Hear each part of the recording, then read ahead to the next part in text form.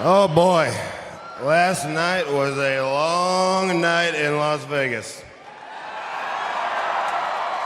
And I'm not even talking about the stuff I don't remember. I mean, it was a long night. Oh yeah, and then this other thing happened where I cashed in my Money in the Bank contract on Seth Rollins, and I became the new WWE World Heavyweight Champion. You want to talk about another guy who had a long night, Seth Rollins.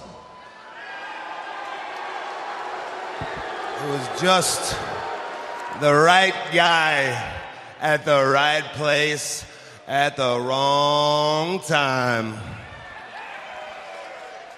So listen up, kiddos. Uncle Dino's going to give you your lesson of the week. So listen up, pay attention. What goes around comes back around.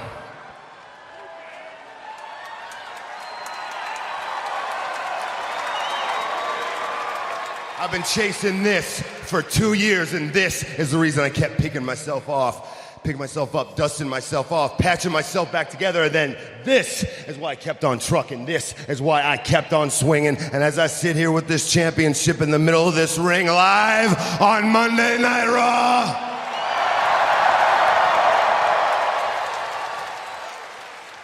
I can tell you, baby, it was all worth it, because we ain't having no hard times anymore. I won the title. We had, say what? A whole lot of superstars on this stage here tonight. But I want y'all to know one thing. This is my house. And when I say who's word attack skills and vocabulary too. All the hits in the disc edition is all brand new. You're through. I'm interplanetary and like Doctor Who. So who? Fuck your beef, no relief. I step on stage, girls scream like I'm Keith. All right, everybody, welcome back to Ringtime Pro Wrestling. It is Keith in the building again, riding solo, ready to talk about some world of professional wrestling. Keisha will be back probably on the next episode. I didn't have time to coordinate with her this week, so it is just me here to recap Money in the Bank. Probably one of the more successful pay-per-views that WWE has pulled off. They build it as one of the biggest Money in the Bank, or the biggest Money in the Bank pay-per-view of all time. I'm not sure if it's that, but I will say this: they pulled off a very successful event. This week was an interesting one in the world of professional wrestling. We will talk about news and notes, and we will, of course, do our birthday segment, and we will recap Raw. And I will let y'all go home. But first and foremost, let's get to the pay-per-view. And Money in the Bank took place Sunday. We had two pre-show matches. They were tag team matches. Golden Truth took on Breeze Angle. Golden Truth won that match. Wasn't too much to it. The Lucha Dragons defeated the Dudley Boys in a pre-show match. So, I mean, if you want to take a look at this show, we had a total of 8 tag teams that competed in one show. If you take the two pre-show matches, which are 2 tag team matches, from teams that they're trying to really get going, and an old school veteran team, and then the next one, you have your major players, your guys who are in the starting lineup. So we kick off the show with the New Day defending their tag team titles against Anderson and Gallows, a.k.a. The Club, and Enzo and Big Cass, and the Vaudvillians. And it was an interesting match. It was only 11 minutes, which was kind of crazy. It did descend into chaos, which, you know, there's no way a ref could keep 8 guys in order, so I expected that to happen. Always kind of interested. Like I said, the New Day confounds me because with that 3-man weave they got running, it's kind of hard to run the old babyface tag team and still have a 3-man advantage. So pretty much what they've done, they've kind of neutralized Xavier Woods. He's kind of a cheerleader, less of a manager. I mean, he doesn't really get involved that much. He took a big boot this weekend. Other than that, you don't see that much of him. But it was a very, very good show. Very, very good match to get the blood pumping. I like these kind of matches to open a show to really get people engaged. The crowd loved it. The crowd was into all the teams. So it was a good show to see. I really thought that the club was going to win. And then there were moments where Enzo and Cass had some really good spot-on moments. I thought there was a phantom 3 count where I thought the ref counted to 3 and he didn't. But upon further review, and for some people told me that it kind of didn't go exactly that way. I thought Enzo and Cass kind of had it. But we ended up coming back with the New Day, finding a way. One of the longest reigning tag teams in history. They keep finding a way to keep coming back with those belts, and I am proud of them. That was a good show for the pay-per-view. Up next was Baron Corbin and Dolph Ziggler in a singles match that I was very tired of, and I hope this is the last time we see Baron Corbin and Dolph Ziggler. But Corbin beat Ziggler and beat him in about 12 minutes, and that was the expected return. And hopefully that's it. It's time to move these two guys on. I don't think the feud did anything. I think for Corbin, I guess it gave him something to do when he first came to the roster. For Ziggler, I guess it gave him something to do just because I don't think they have any major plans for Ziggler in the meantime. Like, they could have put him in Money in the Bank, but that would have been kind of empty because apparently they had no plans for doing so. And, of course, they didn't have no plans of him winning. So he would have just been in the match and having people get their hopes and dreams up. So, I mean, at least they didn't do that to us.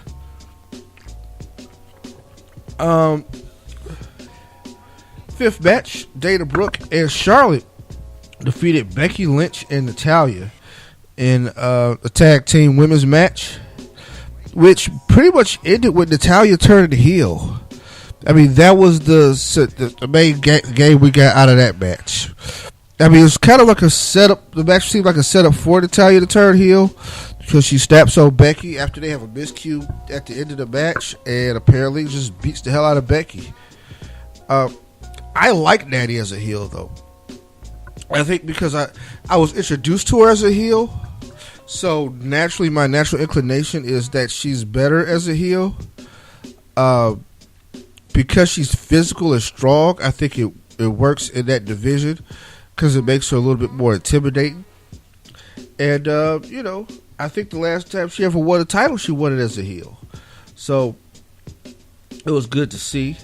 Apollo Crews defeated Sheamus in his big time debut in the WWE as far as like Major League pay-per-view match.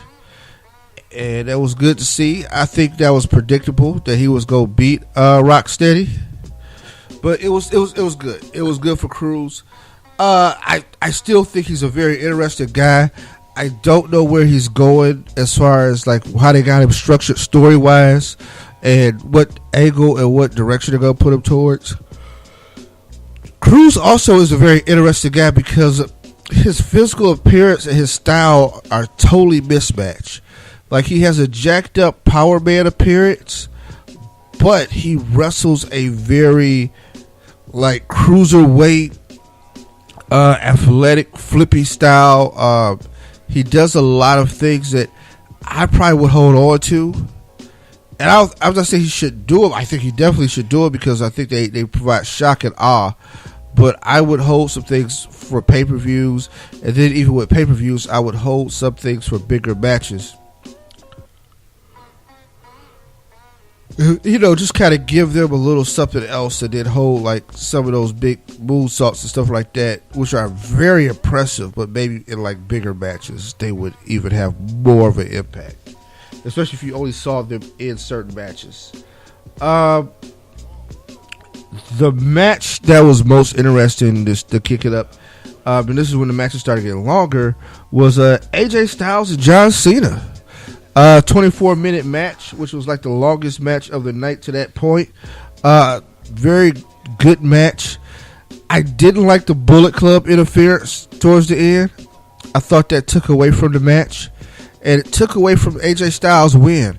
I think if you're gonna have AJ Styles beat John Cena, you have to have him beat him straight up. Like Cena could take that loss, especially coming off an injury. He could take that loss and say, hey, I was rusty.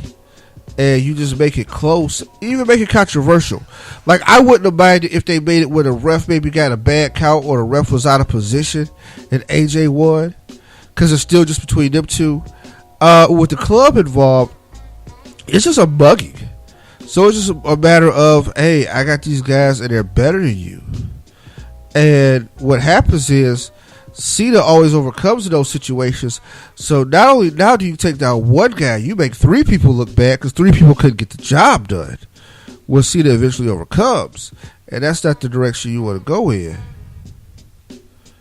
Like I like the idea of maybe AJ winning, and he's winning straight up, and then Cena's doubting himself, and what if he still got it? Now that's an interesting story.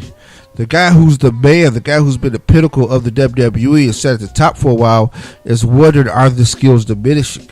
I think that is more interesting than just, hey, this guy cheated and he beat him, because it matters, right? Like in wrestling, this matters. Like in other sports, it's like, hey, you won. But in wrestling, it matters, and people are going, you have to win. Like, if you just come back and have shenanigans and people cheat, stuff like that, then that's how people are going to perceive you as weak and that you need to cheat. So, and when that falls apart, because it's going to fall apart, because, I mean, see, as a cash cow, you are going to have to figure out how you're going to position the other guy. And right now, I think AJ needed that win clean over Cena just to establish that he still belongs in that elite class, because he's coming off of pay-per-view losses, which also had a bunch of interference, right? And then he wins some matches against Jericho but then loses, so I don't know how you want to call that feud. You can call it even, but I think for the long-term future, I think AJ has to come out on top somewhere. But I think coming out with it can make some better box office if AJ wins clean. Dean Ambrose wins Money in the Bank, defeated Del Rio, Cesaro, Jericho, Owens, and Sami Zayn. There's a lot of points in the match where I thought Jericho was going to win the match, but he didn't. Other than that, I really didn't see anybody else that really did anything too crazy. I thought Sami Zayn worked really hard, but Ambrose was the star most of that match. Like, very rarely does a guy win it to be seem like the star of the match, but Ambrose was the star. Interesting enough, when that match ended, it was like 10:30, maybe 10:40. This show ran pretty long, which was very interesting. And kind of interesting too, the NBA Finals was going on. And at this point, when this match ended, I clicked off. I watched the Rusev Titus O'Neil match later, because the NBA Finals was tied. It was like a minute left. And the Cleveland Cavaliers won. Strange thing. For a wrestling connection, Kevin Love wore Austin 316 t-shirt in the locker room and pounded 2 beers. But we come back to the pay-per-view. Just for that match, yeah. Rusev defeated Titus O'Neil in 8 minutes 30 seconds. He defeated him with the accolade. And then he went, because it was Father's Day, went up to Titus' kids and told them that their father was, this, that, and the third. I'm going to tell you this. Didn't like it. I thought that this was one of those, Titus came off suspension for the thing with Mr. McMahon, and I thought they set this whole thing up, and then here we go. Now, get back. Now you're getting paid back. Now you're embarrassed on national TV because you had this sucker. There's one thing to lose, but to submit is a whole nother, to me, disrespectful thing, especially for a babyface, right? I very rarely would have my baby faces tap out. And especially to something like an accolade. That just seems so humbling. especially to a big, strong babyface too. Like, one of the things I think what Rusev did was he killed people, because it's like you just couldn't look at them the same. So Titus takes that accolade. Then the kids get disrespected. Titus tries to re-up, but the damage is done after that, right? So I just thought that maybe they should have did that a different way. Just me myself personally. Main event: Seth Rollins, Roman Reigns, WWE title on the line. We got a 26-minute match. No interference, no mess ups. There's no authority to get involved on behalf of Seth Rollins. There's nothing that really goes wrong, and they put on a hell of a match. The crowd hates Reigns. That is still universal, even in Las Vegas. But you got to give Roman Reigns properly delivered the match. Seth Rollins, it kind of seemed like it was a setup for a double turn in watching the match, because if you watch it, it was kind of like this. Like, Seth Rollins took a babyface beating most of the match, and then he would have his comebacks. One thing I like about Seth, very, very good wrestler, and it seems like he is excellent at counter wrestling.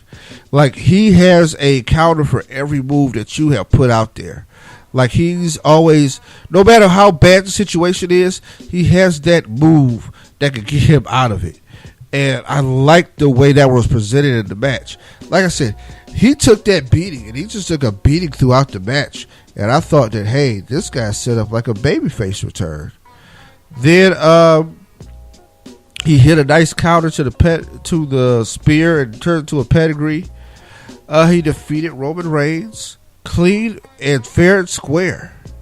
And that was a shocker too. Like, I thought Roman was gonna carry the belt to SummerSlam, right? But no.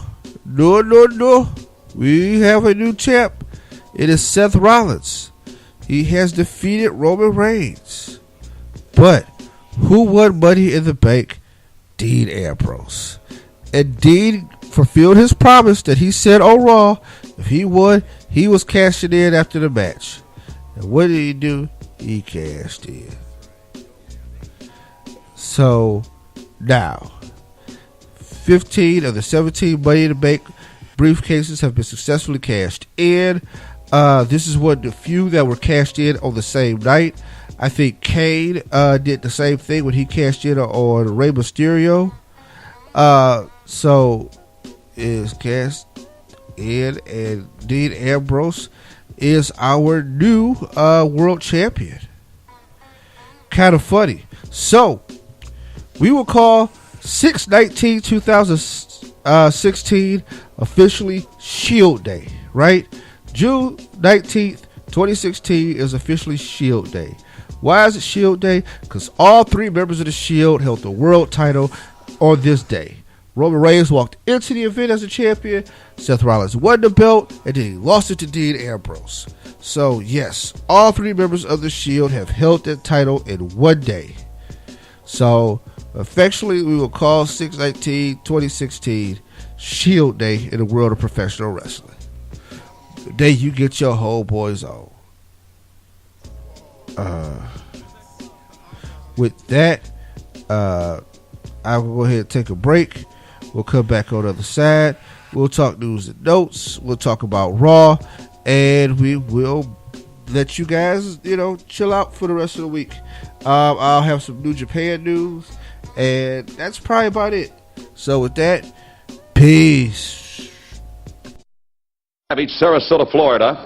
Come on in. You're going to be defending against the Dragon, Ricky Steamboat. What's the cup for? WrestleMania 3, Pontiac, Michigan. Yeah, 90,000 plus people watching right there. And this is Ricky the Dragon Steamboat's cup of coffee in the big time. Yeah, cup of coffee in the big time, because he'll never get closer than now.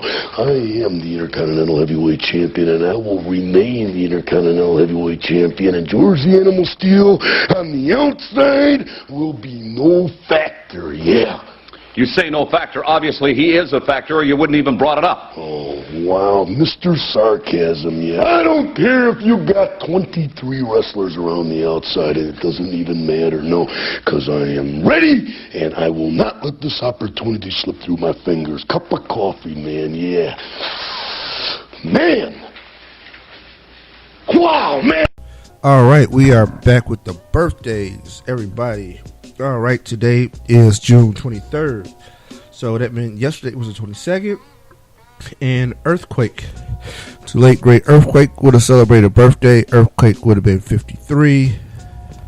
All right, today the 23rd. Eaton Styles, also known as Brandy Rhodes, Cody Rhodes' wife, celebrates a birthday. She turns 33. And that is it for today. And on the 25th, which I believe is Sunday, or I'm sorry, yeah, Sunday or Saturday. I'm sorry. It will be the birthday of one Layla. And then on Sunday, we celebrate the birthday of Matt Stryker, Mark Jindrak, and Hall of Famer J.J. Dillon.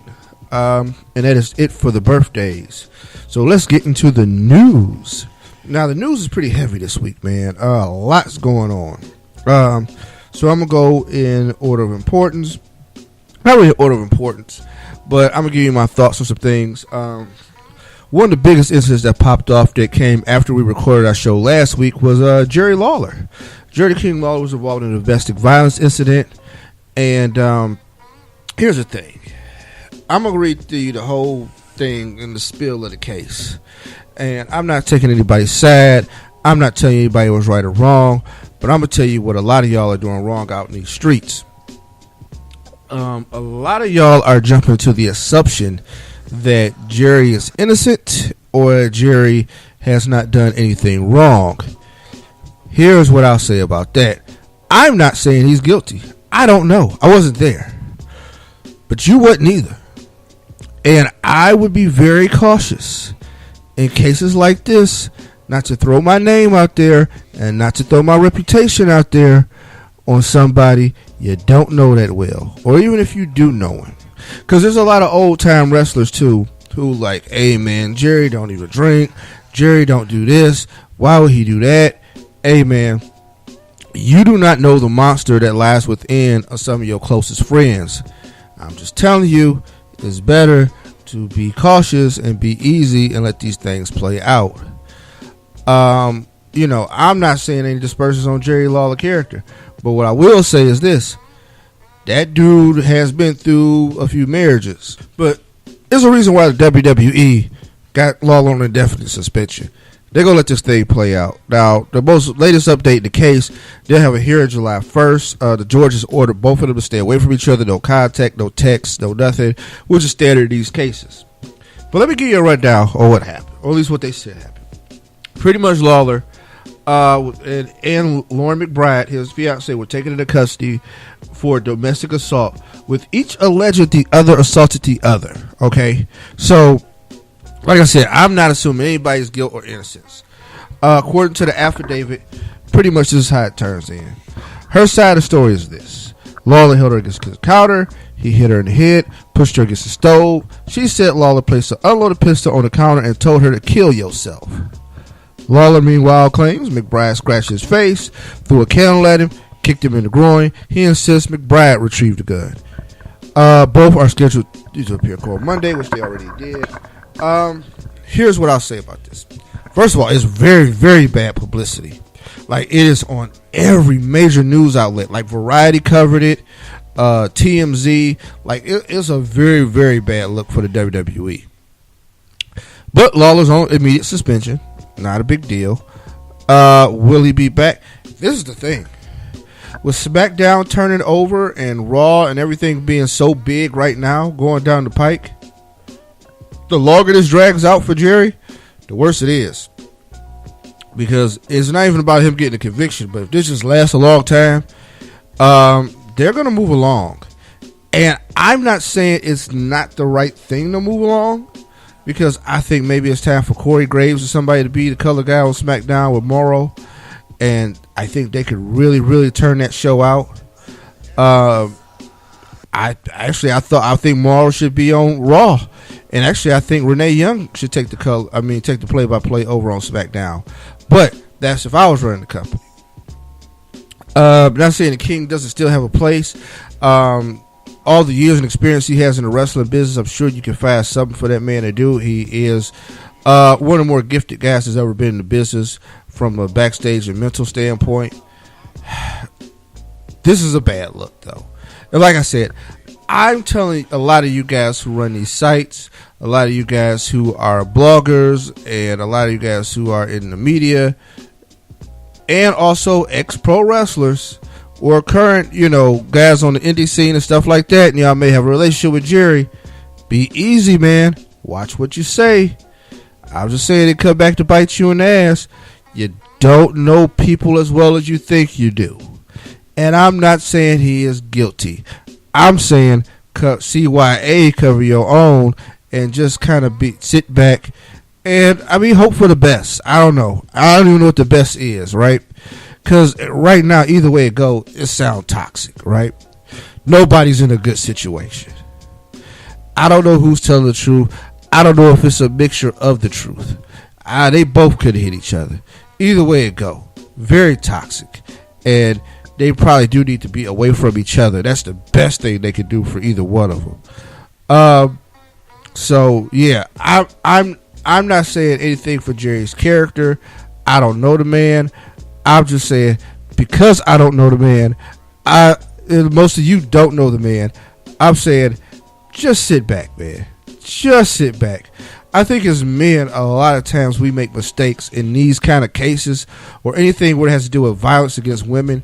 We jump to rush to find a reason why the guy may or may not have done it. I am not here to rush to protect any man's image or nothing like that.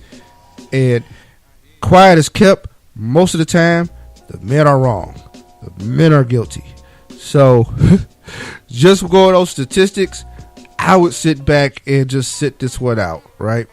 Because even if he's not guilty, it still is not a good look. Just because, the problems that we have with domestic violence in this country and men beating up women particularly, I would sit back and just kind of keep it quiet, man. Don't engage. Let that go. You don't need to do the happy dance if the dude is not guilty. Also, I'm just saying, no need to cape for the guy one way or the other. Let the facts play themselves out, and it'll be all good. You know what I mean? I think if everything goes right, he'll be back on WWE television in no time doing something. So, with that being said, I would sit back and just kind of keep it quiet. Also, there's a lot of rumors flying around about WWE trying to sign talent, top tier talent with the brand extension. Y'all rush to report these rumors so quick. Just remember, a lot of guys y'all talking about are under contract with other companies. I don't think they're trying to sign those guys right away. I don't think those guys will be ready for the brand extension. Jeff Hardy, probably not ready.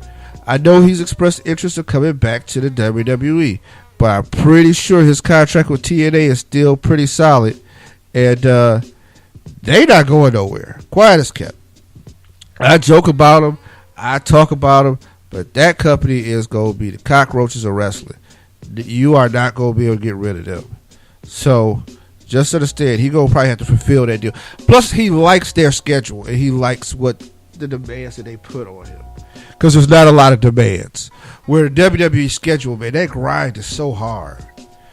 It is so hard. Like, it is a 5-day-a-week job with 2 days off. And I don't think people dream of that when they get in the world of professional wrestling. Not to mention, man, it's all day radio, publicity. It's a grind. And that's especially if you try to get the real money.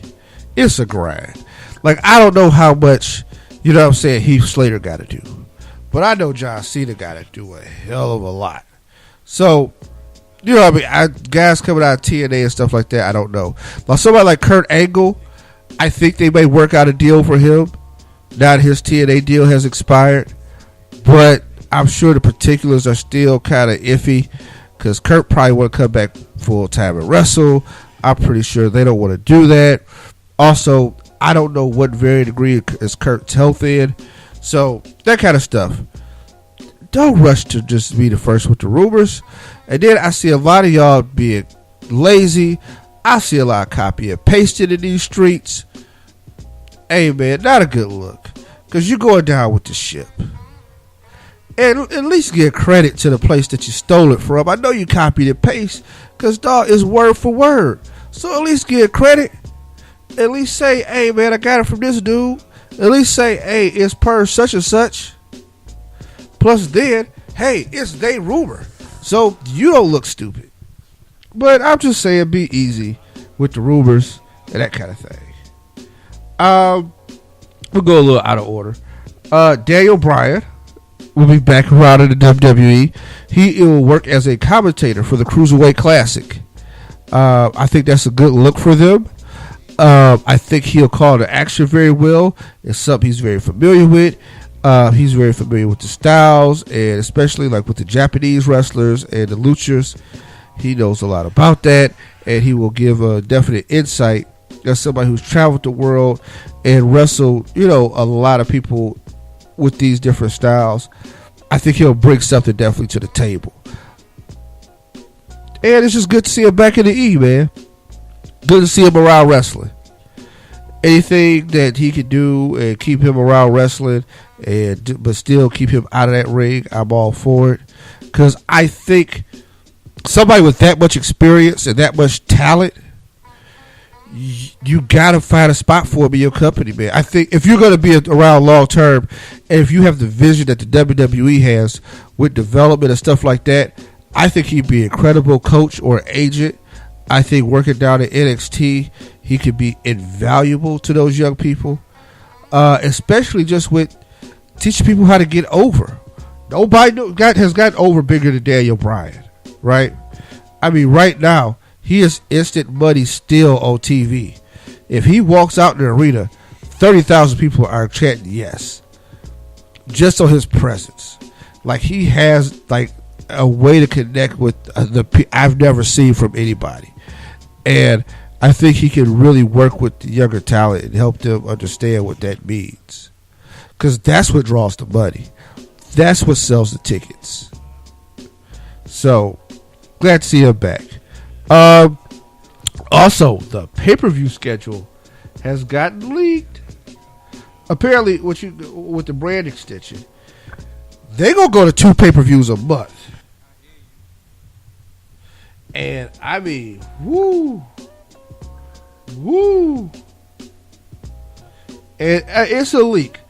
I don't know how true it is, but I mean, the calendar looks pretty legit. Looks pretty legit, people. And the way we're looking after SummerSlam, which will be a both brand pay-per-view, we'll have Backlash.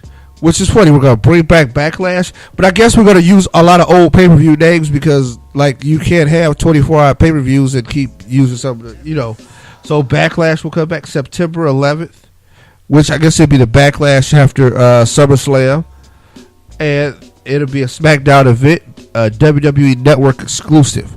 So that means it's not even going to be really a pay-per-view as much as a WWE Network exclusive. Like, SummerSlam is actual pay-per-view. Even though it is on the WWE Network for WWE Network subscribers, people who are not subscribers can still order it through their cable package via pay-per-view and pay the $60, which is a great revenue driver for the company. Because with WrestleMania, sometimes they get like 1 million buys for WrestleMania on top of the network subscriptions. So it's a ton of money. So even with SummerSlam, if they got 300,000 buys at $60 or $50 a pop, that's a good day for them. That is a hell of a day. Mind you, you got 1.5 million subscriptions or 1.3 million, whatever it is, subscriptions out there. They pay it. Doesn't matter if they watch the pay-per-view or not. They paid the $10 at the beginning of the month anyway. So it's just really, I don't even think they really track those numbers, but the numbers they do track is the purchase numbers for the pay-per-view buys. But Backlash will be a network exclusive, which means, guess what? That will drive people to sign up for the network. Then they are going to do Clash of the Champions, which will be a Raw event. Wow, they're going to bring back the title for Clash of the Champions. Woo! That's an incredible legacy. And I hope they do that. Even though if they did Clash of the Champions, I would like it to be, it says it's a Raw event. Now, I don't know if that means it's a pay-per-view or if it's a WWE exclusive, or will it be aired on USA? It's scheduled for September 25th on Indianapolis, starting at 8 p.m. So, understand this. I would do it on USA. I'm telling you, this is something they can use to update TV contract with USA. If you give them network exclusives like a Clash of the Champions, where they get the 3-hour pay-per-view quality event with pay-per-view quality matches, you are doing good. And I think it's something that they can add spice to that television contract. I mean, but see, the WWE, they overuse it. But we'll see. So then, No Mercy, which will be a SmackDown event. Hell in a Cell will be a Raw event. Survivor Series will be a co-branded event. TLC will be a SmackDown event in December. And Roadblock will be a Raw event. So pretty much what they're going to do is the main four, it looks like. SummerSlam, Survivor Series, the Rumble. Those will be co-branded events. And then our exterior pay-per-views will be, events for the brand. Now, man, for somebody who does a podcast, that is going to be a lot of work. It's a lot of previews, a lot of recaps, right? Honestly, coming with a split brand and coming with 2 separate shows on Monday and Tuesday, you're going to have to do 2 shows a week or something if you're going to cover and recap all of this. And especially if you, just the shows that's trying to keep up with TNA, we have really been slacking on our indie stuff. We've been slacking on ROH. We've been slacking on New Japan, which we will figure out a way to rectify that, which is going to pretty much cost us a third show throughout the course of the week. So I can't imagine the workload that's going to increase for a lot of sites and a lot of people who try to cover all of this. And with the WWE, you can go full-time WWE and not cover any other wrestling. And between NXT, because, that is its own company almost, you are looking at a lot of wrestling to cover. But, yeah, so right now, the way it looks at, with the brand split, we're going to have 2 pay-per-views a month. I would have done 1 pay-per-view a month still. And we had the co-brand, and then you alternate the pay-per-views between the brands, right? So SmackDown has one, Raw has one. So each brand pretty much would have like 5 or 6 pay-per-views each year. They can stretch the storylines out because there's pay-per-views every 2 months. So I'm building for 2 months, right? Whatever issues I have, I build them over the course of 2 months, then pay them off at the pay-per-views. And then if I have something that goes multiple events, so then I have longer storylines that get more life and I get more detail into them. And I don't know. What I'm asking for is wrestling fans to have 80s and 90s patience, and I don't know if that necessarily exists. But it's worth trying, right? The other huge news this week, Roman Reigns suspended for a wellness policy violation. Bananas, man. So bananas. Apparently, this violation was known prior to the pay-per-view, and that's part of the explanation of him dropping the belt. He's going to be gone. And it's funny because they did the match on Raw. They didn't give anything away. They went to Raw. The match ended with him and Rollins having a double count out. Ambrose and Shane came to the agreement that it'll be a triple threat for the title.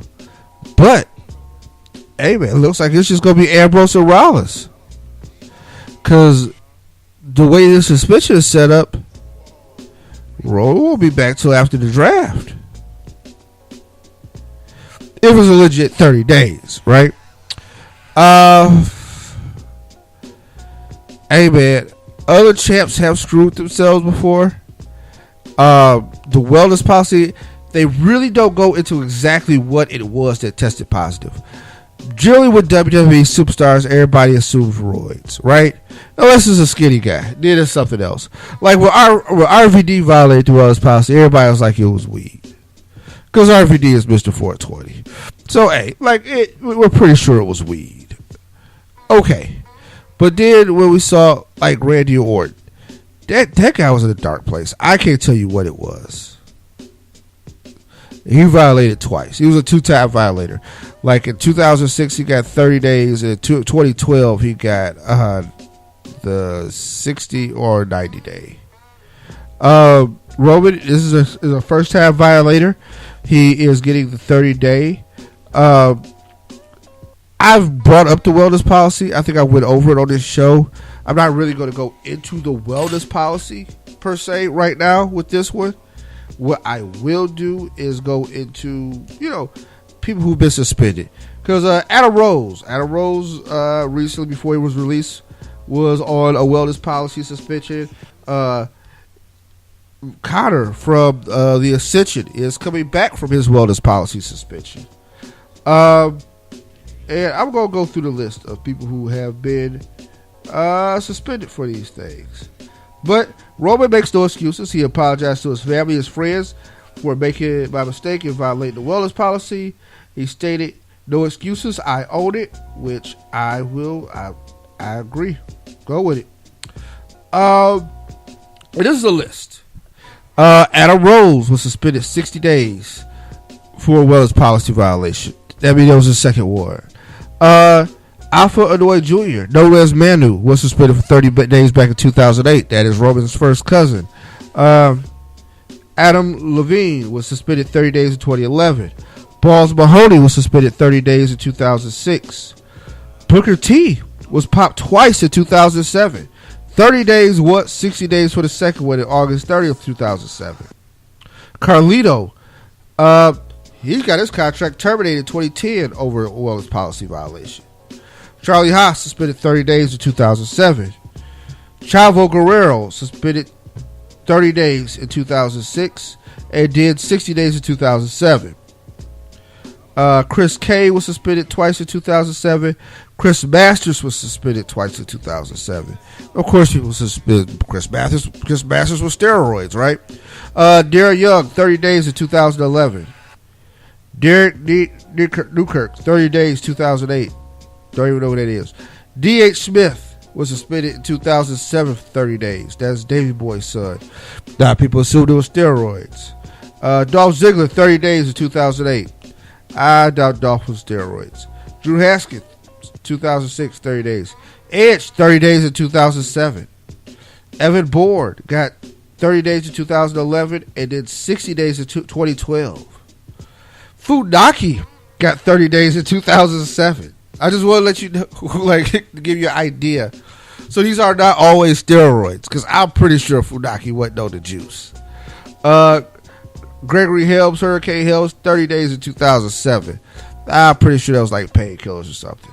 Heath Slater, 30 days, 2011. Hornswoggle, 30 days, 2015. This is before his release.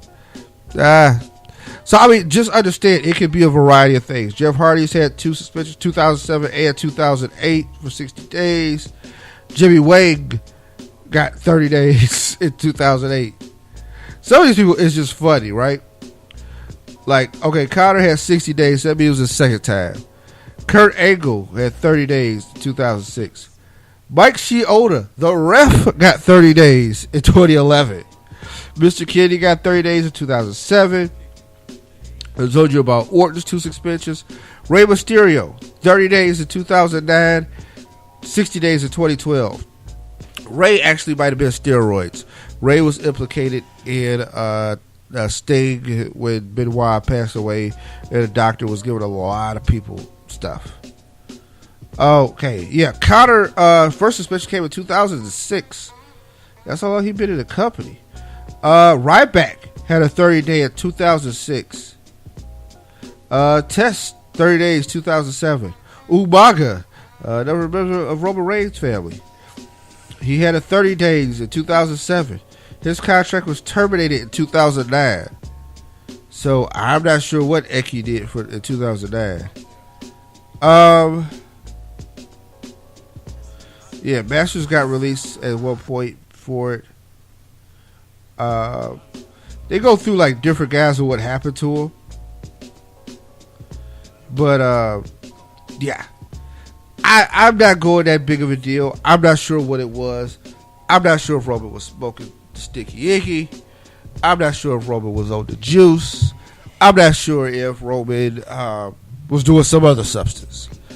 But 30 days, well as policy violation. It may have been a supplement he was taking that was on the ban list. Who knows? But I'll say this. Hey man, the test is random. That's one thing about the E. They have a third party group that comes in. It's a random test. So they wish probably somebody like Roman Reigns didn't come up in the draft, but it came up. Somehow they avoided Batista and John Cena names and stuff like that.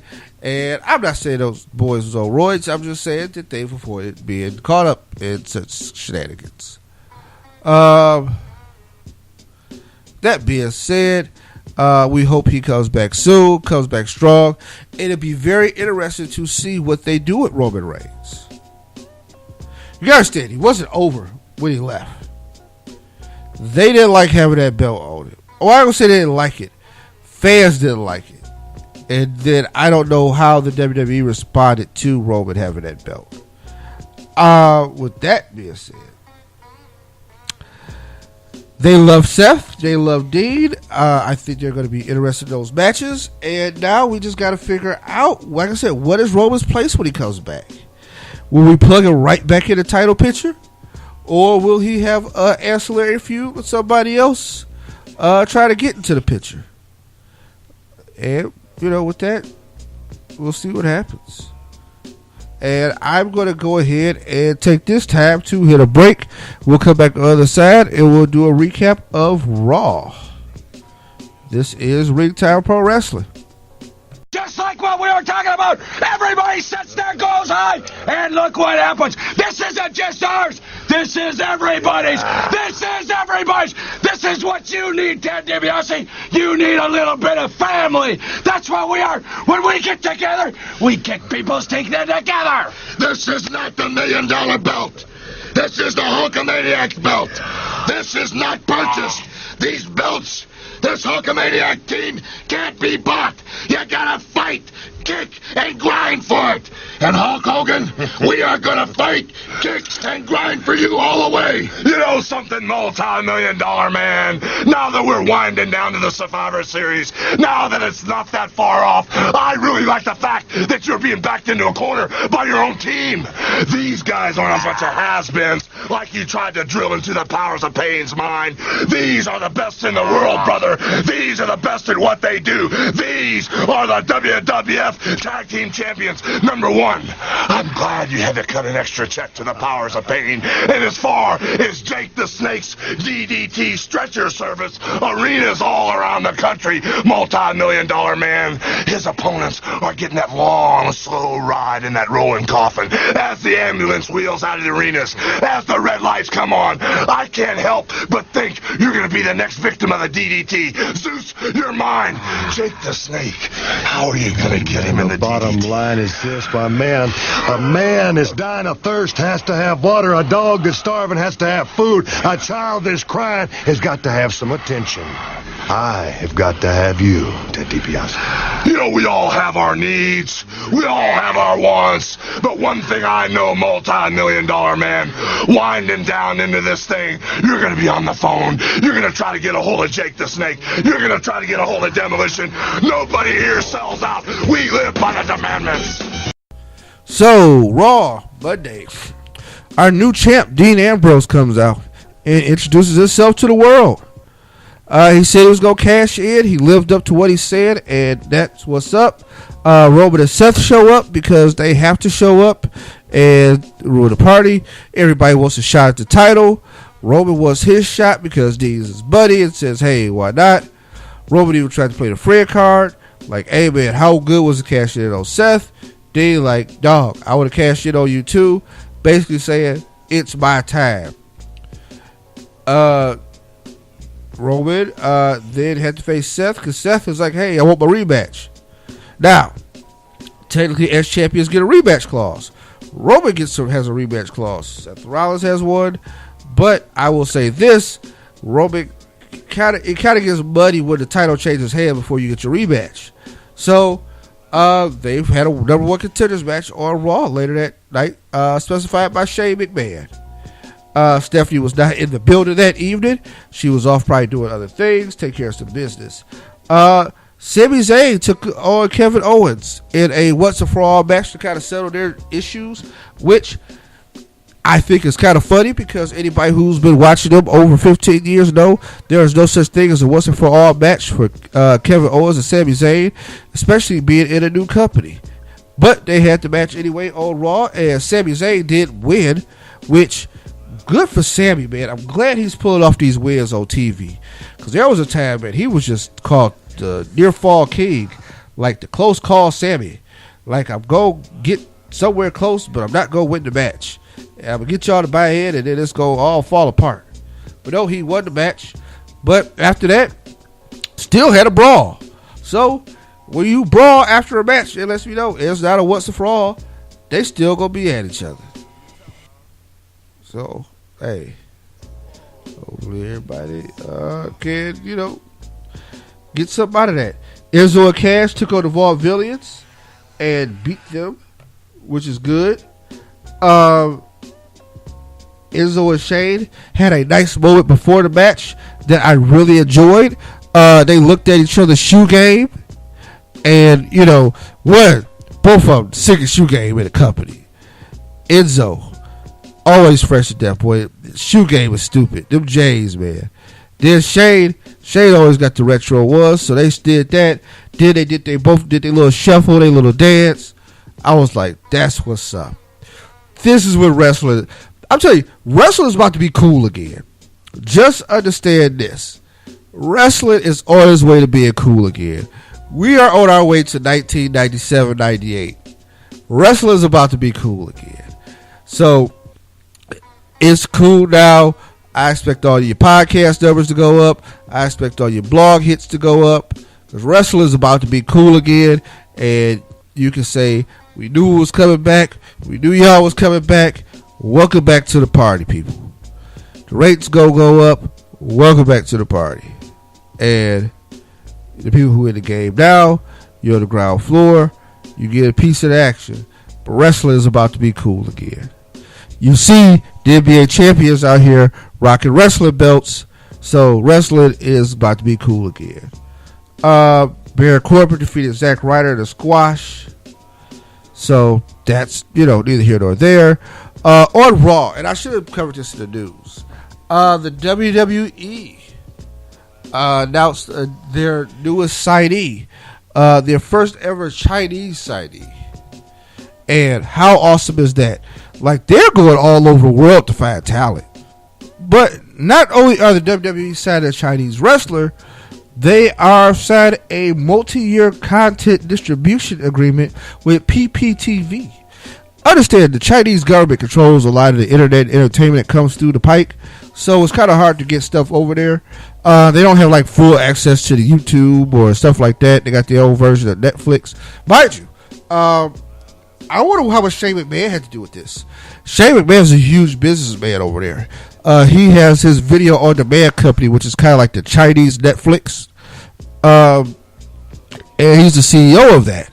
So I wonder if he helped broker this deal. But hey, man, if you also are a shareholder in the WWE stock, woohoo! You just made some money.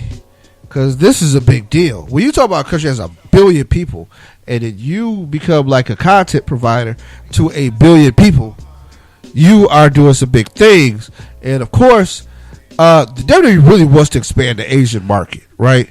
Like, you can tell they want to make inroads in Japan. They want to be very popular in Japan. And then they signed Hideo Itami. They signed Asuka. They brought in guys from the Bullet Club, which were Americans, but they would still have a very popular Japanese presence.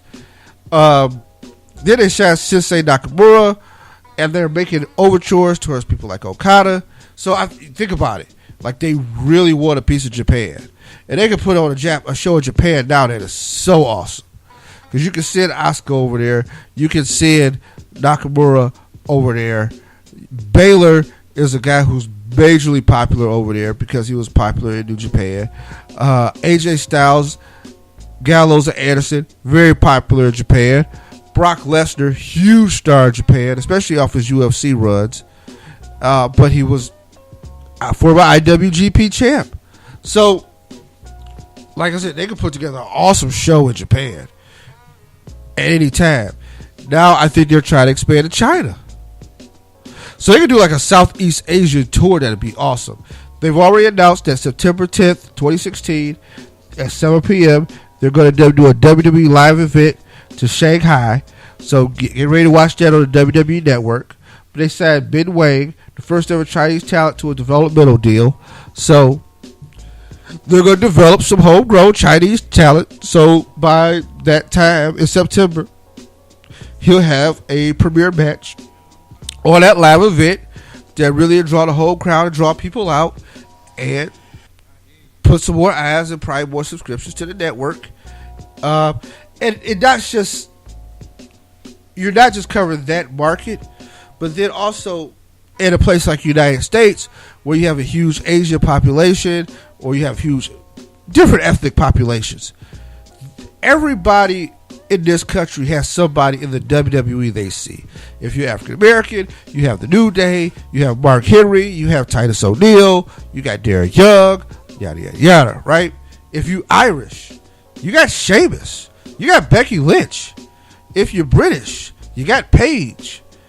I'm just saying, if you're Japanese, you got Asuka. If you are Samoan, you got the Usos. You got, or not even Samoan, but Pacific Islander.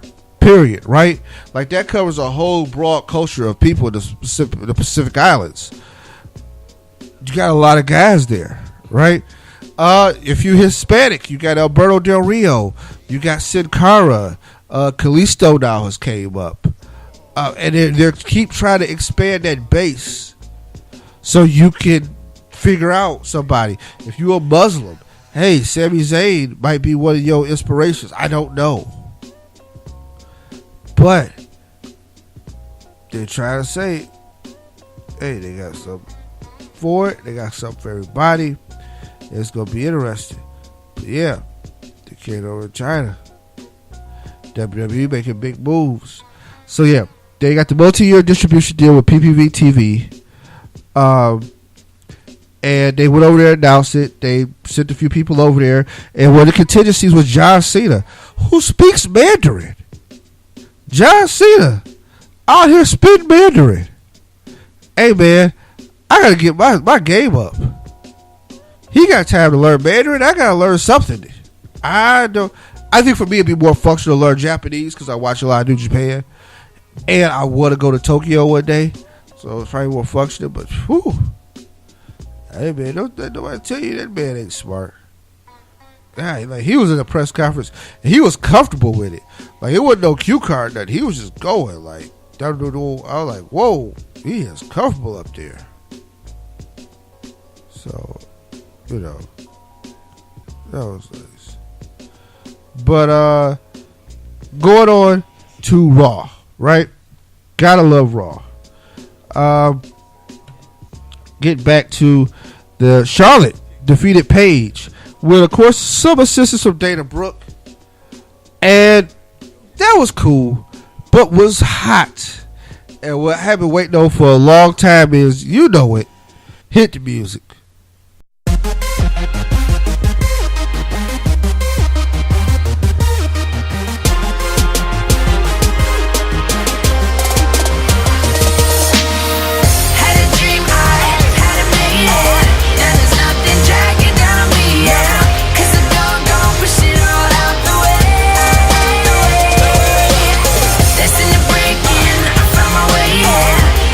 Nobody gonna take it, 'cause I go